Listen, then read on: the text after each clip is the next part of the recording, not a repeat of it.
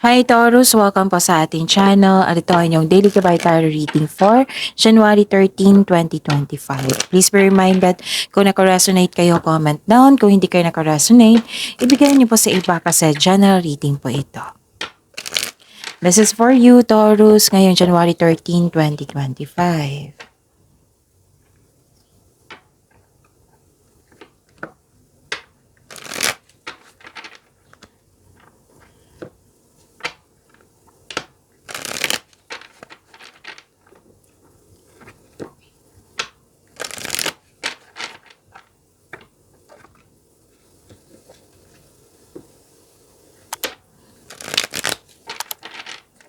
Para po ito sa inyo, Taurus, ngayong January 13, 2025.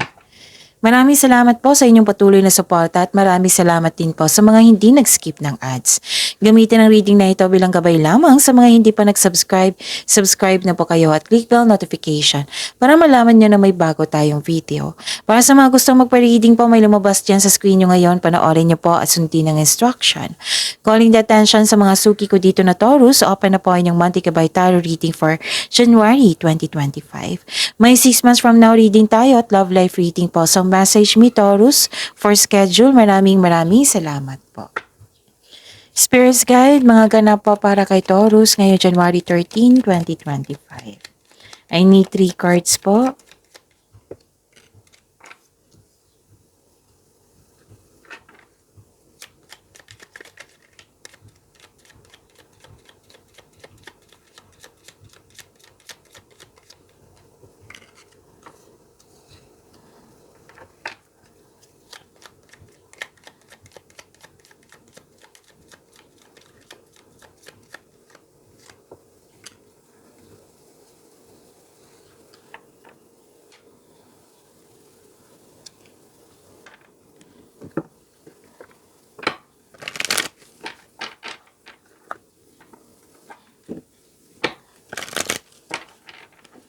Spirits Guide, mga mensahe po para kay Taurus ngayong January 13, 2025. I need 2 cards po.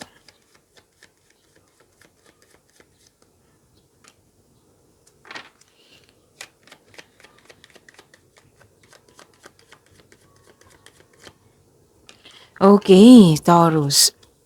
Ngayong January 13, 2025, may nakita ko ditong malaking influence ng isang lalaki sa araw na ito. Maaari siyang yung nabigyan ng sakit ng ulo sa inyo or happiness. Prosperity, nakikita ko dito. May nag-uusap dito na grupo ng tao na nag-uusap po na tungkol sa property. Pwede din family mo ito. Nakikita ko rin dito na ang ilan sa inyo home base yung trabaho or nagpahinga kayo sa bahay kasi you felt security, calm, and relaxed pag nasa bahay kayo. Pwede din may nag-uusap regarding sa domestic matters. Again, may balak ang ilan sa inyo magbakasyon sa bahay or nagbakasyon na kayo sa inyong bahay ngayon. And may nakita kong delay dito. Pwedeng delay ito sa paggawa ng desisyon kasi may tutol. Delay sa gawa ng action kasi may hesitation. Pwede din delay sa hinihintay nyo. May concern dito sa loss of connection sa isang tao. Pwede din na naisip mo ngayon or mangyayari ngayon. Pwede din na may matigas ang ulo na ayaw makinig or sobrang stricto. And shout to the heavens with happiness and go slow, take time. Spirits Guide, ano po yung energy ni Taurus ngayon January 13, 2025?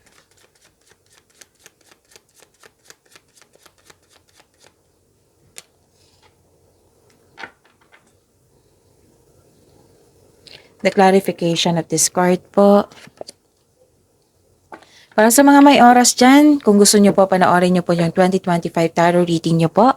Uploaded noong December 16, 2024. Kompleto po iyon. Bawat buwan may, kompleto po yan, 12 months Gabay tarot reading. Bawat buwan may love reading, career and money reading. So, hanapin nyo po sa channel natin. Scroll down nyo lang po.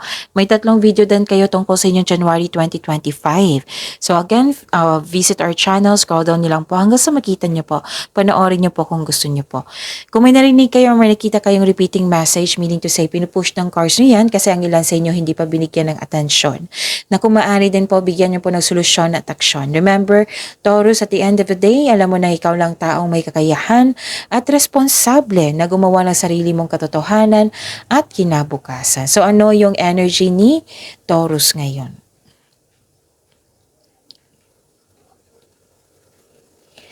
Nakikita ko dito na nagkaroon po ng okay, mag-ingat kayo sa isang tao na walang magandang intention sa iyo. Kasi very controlling siya eh. Very controlling, cold, ruthless, hindi siya honest sa iyo, dictator, inhumane po. Kaya umiwas kayo sa taong ito. Judger din siya. Okay, umiwas kayo sa taong ito, Taurus. At nakikita ko rin dito na nagkaroon po ng magkaka-receive ka ng balita na hindi mo magugustuhan or may isang tao dito na immature na ayaw makinig, mahirap kausap na lumabas dito sa oracle cards nyo at dito sa tarot cards nyo. Nagkaroon ng frustration kasi walang progress yung proyekto mo or mga ginagawa nyo o goal mo sa buhay karera. Gusto mo mag-shortcut para matapos na ito. So, if you want to result, mag-build kayo ng konkretong plano without rushing. Okay? Spirit's Guide, Career and Money po ni Taurus ngayon, January 13, 2025. Dalawa at ito? Okay, dalawa. Okay, naging guarded kayo dito. Tahimik ka lang pero alam mo yung mga ganap dyan. So, pwede din hindi ka na makagawa ng desisyon dito. Hindi ka makapag-decide. So, lumabas din siya sa oracle cards nyo at dito din sa tarot card nyo. Pero din, nahihirapan ka sa paggawa ng desisyon kasi gusto mong siguradong-sigurado para maprotektahan mo yung sarili mo. Okay? And take time at magkaroon ng matibay na plano bago pumasok sa career or negosyo. Pwede din natatakot ka dito mag-decide or iniiwasan mo magkaroon ng failure sa financial choices na magkaroon ng negative outcome. So, sobrang ingat mo sa paggawa ng desisyon. So, this card asks you, don't hesitate too long, listen to your intuition, and yun, makinig sa inyong intuition. Okay? And nakita ko dito na may matatanggap kang reward or recognition sa trabaho, negosyo ba yan? Mayroon din akong nakikitang promotion or pagtaas ng allowance, pagtaas ng kita or sweldo. Okay? Para sa mga negosyante, may positive review kayo na matatanggap mula sa inyong customer, kliyente. May ganap din na pagtatapos and magkakaroon siya ng celebration. Pwedeng pagtatapos ng kontrata, pwedeng graduation. Basta may pagtatapos ng proyekto. Spirit's Guide, Love Life, Self-Love, Partnership, and Romance si Taurus ngayong January 13, 2025. And the clarification of this card po.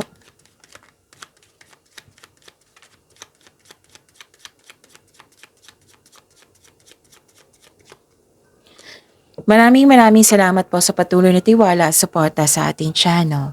At maraming salamat din po sa mga hindi nag-skip ng ads. Okay. May self-doubt, resentment, sama ng loob sa isang tao. Na-stuck ka sa nakaraan, so maaring nangyari na ito. Pwede din nagkaroon sa delay na sa hinihintay mo. So ang sabi dito, kailangan yung mag-accept and move forward. The past cannot be changed. Kailangan mo lang itong tanggapin na nangyari na ito at kunin mo yung aral. Kunin mo yung wisdom message sa mga nangyari. Okay? And nakikita ko rin dito na nagkaroon po ng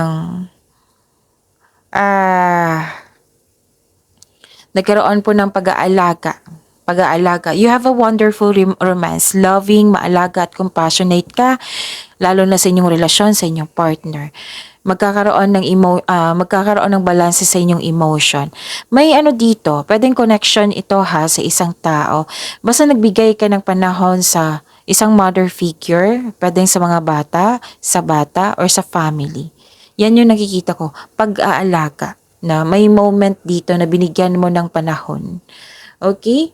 So, yun. Marami din kayong ideas na gustong gawin. So, yun. I think nasabi ko na lahat, Taurus.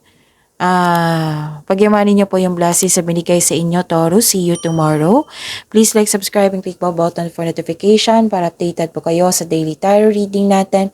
Maraming salamat po.